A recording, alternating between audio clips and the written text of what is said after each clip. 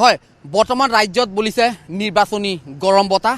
এই মুহূৰ্তত মই উপস্থিত আছোঁ বিহালী বিধানসভা সমষ্টিৰ বালিপুখুৰীত আৰু আজি মই জানিবলৈ চেষ্টা কৰিম। আজি মোৰ সৈতে উপস্থিত আছে বিহালীৰ বালিপুখুৰী হোটেল নক্ষত্ৰত কেইজনমান লোক ইয়াত দেখিবলৈ পাইছোঁ চাহ খাই আছে।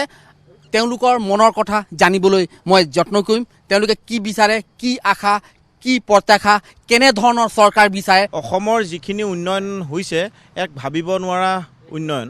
মানে আপুনি ইঞ্জিনিয়াৰিং কলেজৰ পৰা আমাৰ এতিয়া বিহালী সমষ্টিত ইঞ্জিনিয়াৰিং কলেজ, আমাৰ বিশ্বনাথ জিলাত আপুনি মেডিকেল কলেজ আৰু শিক্ষাৰ ক্ষেত্ৰত আপুনি চাবই নোৱাৰে। ৰাস্তা পদূলি যি ধুনীয়াকৈ কাম হৈছে নহয়, সঁচাকৈ এক আমি ভাবিব নোৱাৰা এটা কথা। বিহালীততো বিৰোধী নাই বুলিয়ে ক'ব লাগিব, একেবাৰে শূন্য। কাৰণ বিহালীৰ যিকেইজন পাৰ্টি আছে নামেই শুনা নাইকিয়া আজিলৈকে এতিয়ালৈকে। খালি যেনিয়েই যাওঁ তেনিয়েই খালি ভাৰতীয় জনতা পাৰ্টিৰ নামেই শুনা যায় আৰু বিৰোধী বোলা বস্তুটো আমাৰ বিহালী সমষ্টিত একেবাৰে নাইকিয়া। আমিতো বেলেগৰ কথা ভাবিবই নোৱাৰোঁ। বৰ্তমান উন্নয়নৰ কথাটো মোৰ আগৰ বক্তাই কৈয়ে গৈছে। উন্নয়নৰ কথা ক'বলৈ কৈ শেষেই নহ'ব।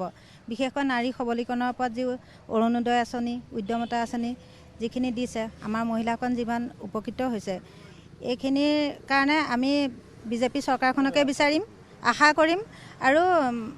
কৰিম মানে হৈয়ে গ'ল বুলি আমি ভাবিম। আৰু আমাৰ বিহালীত আমি বেলেগৰ কথা ভবাই নাই আজিলৈকে। দেখি আহিছোঁ আগৰ কংগ্ৰেছৰ দিনৰ তুলনাত এতিয়া বিজেপিৰ দিনত গোটেই মানুহখিনিয়ে প্ৰতিগৰাকী নাৰীৰ মুখে মুখে এটা কথা চলে যে আজিকালি আমাৰ অভাৱ নাই। কাৰণ মাহিলী এটা কিবা এটা পইচা সোমাই থাকে অৰুণোদয়, আমি সেইখিনি গম পাওঁ। গতিকে সেইখিনি আমাৰ নিচিনা সাধাৰণ মানুহৰ কাৰণে সেইখিনি বহুত হৈ যায়। কাৰণ আজিকালি দেখিছে যে আপোনালোকে যেতিয়া হাজবেণ্ড ৱাইফৰ কাজিয়া হয়, কাজিয়া কিহৰ কাৰণে হয়? মেইনলিটো আৰ্থিক অৱস্থা দুৰ্বল হোৱাৰ কাৰণেও হয়। গতিকে সেই সকলোবিলাক সামৰি বিজেপি চৰকাৰখনে বহুতখিনি উন্নতি কৰিছে নাৰী সবলীকৰণৰ ক্ষেত্ৰত আৰু বিশেষকৈ যুৱ প্ৰজন্মৰ ক্ষেত্ৰত কি কৰিছে, আমি CM টিপুলেৰ কথা গম পাইছোঁ। নিবনুৱাৰ যিখিনি আমাৰ আগবঢ়াইছে CM টিপুলে আৰু এতিয়াও আহি আছে অনাগত দিনত আৰু বহুত তেনেকুৱা হ'ব যে বহুতে পাইছে আৰু কোনোবাখিনি যদি বাদ পৰিছে তেওঁলোকেও আকৌ পাব অতি সোনকালে। সেয়াও আমাক মেছেজৰ জৰিয়তে জনাইছে। গোৰ্খা সম্প্ৰদায় হিচাপে মই কৈছোঁ, গোৰ্খা সম্প্ৰদায় আজি গুৱাহাটীত আমাৰ ছবিলাল ৰঙ প্ৰতিমূৰ্তি স্থাপন হ'ল, বিহালীত ছবিলাল ইঞ্জিনিয়াৰিং কলেজ স্থাপন হ'ল আৰু গোৰ্খাসকলৰ যি ভোটাৰৰ সমস্যা আছিল, হেমন্ত চৰকাৰৰ নেতৃত্বাধীন চৰকাৰে ভোটাৰ সমস্যাটো সমাধান কৰিলে।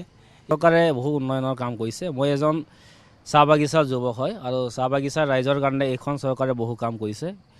200 বছৰ ইতিহাসত কোনো চৰকাৰে কৰিব নোৱাৰা কাম এইখন চৰকাৰে কৰি দেখুৱাইছে। চাহ বাগিচাত লাইনত বাস কৰা মানুহখিনিক মাটি পট্টা দিয়াৰ ব্যৱস্থা কৰিছে। চাহ বাগিচা অঞ্চলত বিভিন্ন ৰাস্তাসমূহ পক্কা নাছিলে, আগত বহুত চৰকাৰ আহিল, বহুত গ'ল, তেওঁলোকে কোনোদিনে চাহ বাগিচা ৰাইজৰ কথা চিন্তা নকৰে। কিন্তু এখন চৰকাৰে চাহ বাগিচাৰ অলিয়ে গলিয়ে পক্কা ৰাস্তা তেওঁলোকে বনাব ব্যৱস্থা কৰিছে।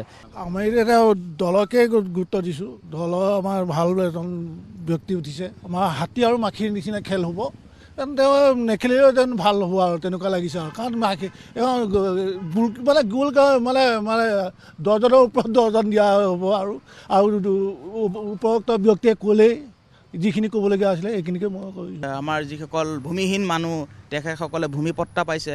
গতিকে সকলো দিশে ৰাস্তা ঘাট সকলো ছাইডৰ পৰা চাবলৈ গ'লে উন্নয়ন দেখা পাইছে। গতিকে আমি এখন বিজেপি চৰকাৰে বিচাৰিছোঁ আৰু বিহালীততো কোনো কণ্টেষ্টেই নাই। বিহালীত হাঁহি মুখে আমাৰ মুনীন্দ্ৰ দাস জয়ী হ'ব।